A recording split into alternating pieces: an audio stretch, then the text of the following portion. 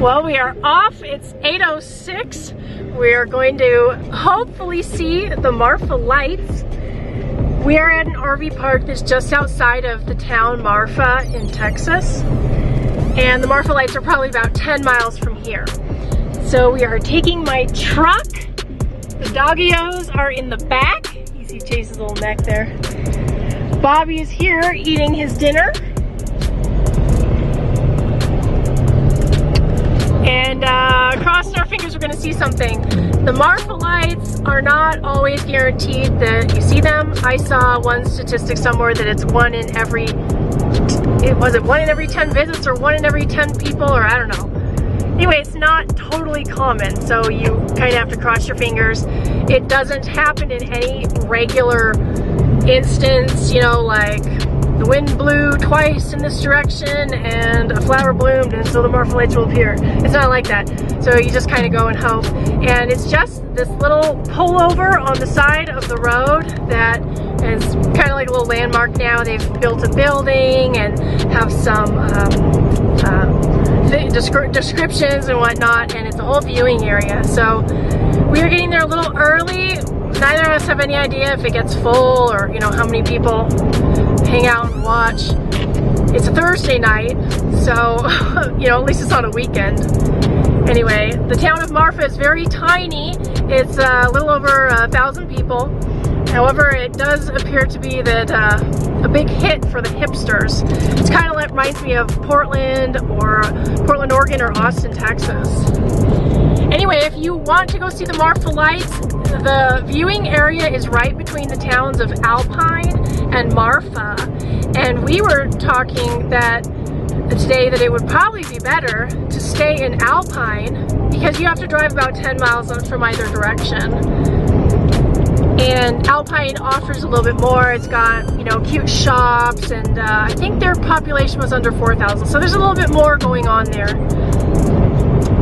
So anyway, that's just a suggestion if you go see the Marfa lights. So this is where we are watching out, hoping to see the lights along this horizon. Here's our setup, no faces. Got beds for them, a seat for me, drinking water. We are ready to see the lights.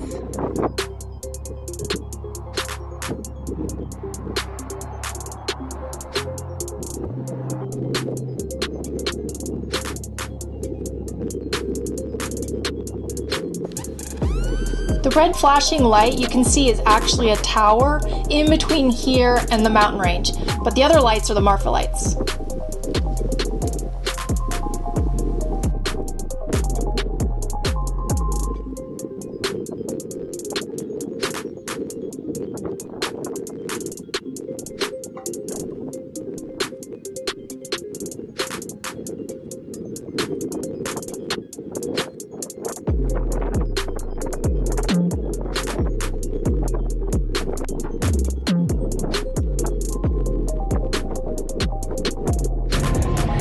We were watching the Marfa lights.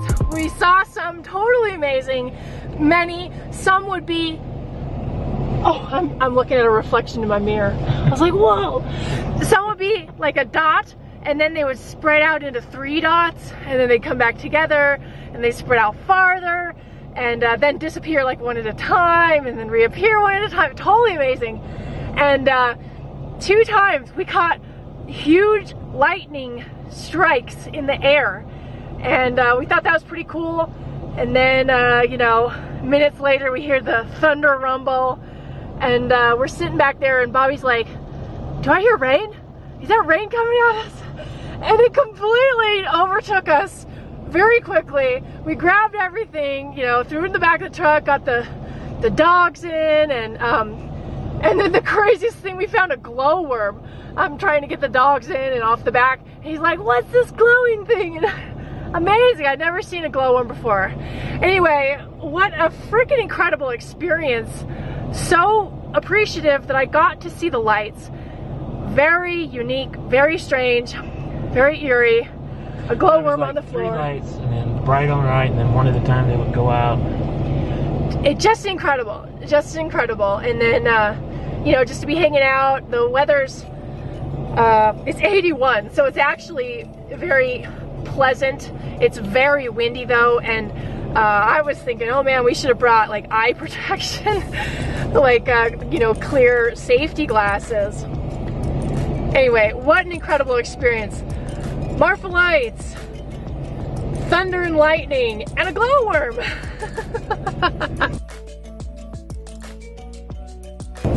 Well, the Marfa lights was really awesome, and now it is time for me to continue heading west. I want to go to Phoenix because I have that cargo trailer that's in storage, and I need to get rid of that. I'm just paying for storage on it, and when am I going to use that? So headed back.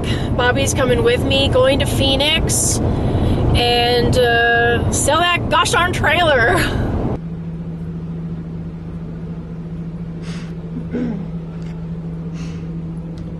Something that helps me keep my sanity when we're kind of traveling to a destination, and so we're having multiple little stops along the way, which is a type of traveling I'm not fond of. I prefer just to live and move and live there, and then move and live there, instead of travel night, and then get to a destination. Anyway, right now we are going to a destination, so we've had a couple single nights in a row.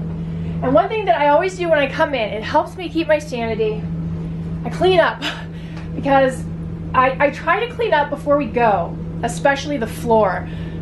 After one day, the dogs chewing their cookies, and they get rice sometimes, it'll be all over the floor one day.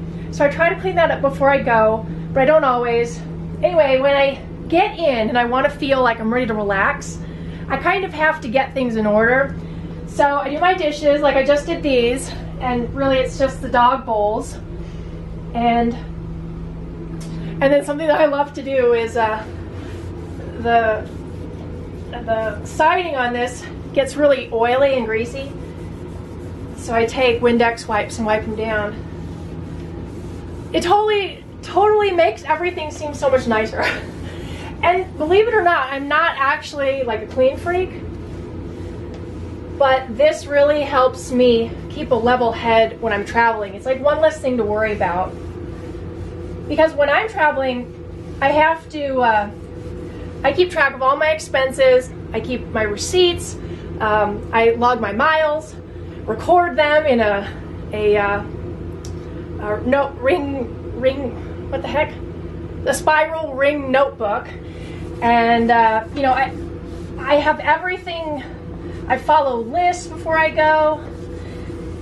And so I've got a lot on my mind, you know, and coming in, just doing a couple things like cleaning the refrigerator, and then the other thing that I love to do, aside from getting the dishes done, because pretty much everything's put away to travel, is the dogs get yogurt, and Chase eats over here by the fireplace. This is his little stand for dog food. And he gets yogurt on his nose, and then the yogurt gets on this right here. So I wipe that down. And it's amazing what like teeny tiny maintenance here and there can do for overall mentality. So, good. So I know some of you probably just saw that stand for the dog food and are like, well, where's the bowl? So I actually, this is so cool. These are plant holders that I got at Walmart. And then the dog bowl, I got the kind with the rubber.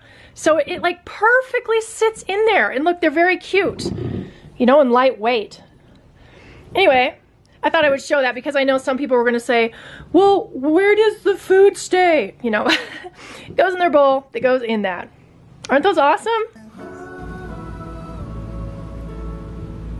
Who did that?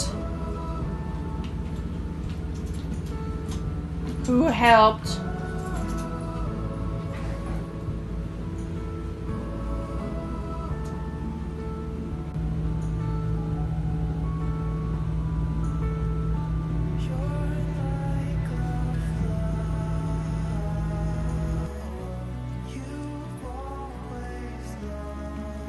This is Pearl's first watermelon taste. She wouldn't eat it until I gave her the juice out of the bowl. Am I disturbing you?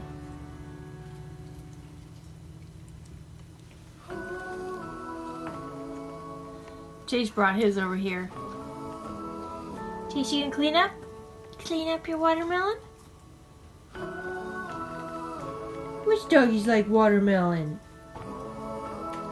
Look what I come home to. You guys. Who did that? Who's gonna clean it up? Pearl. She's like, I'll clean it up. Oh my gosh.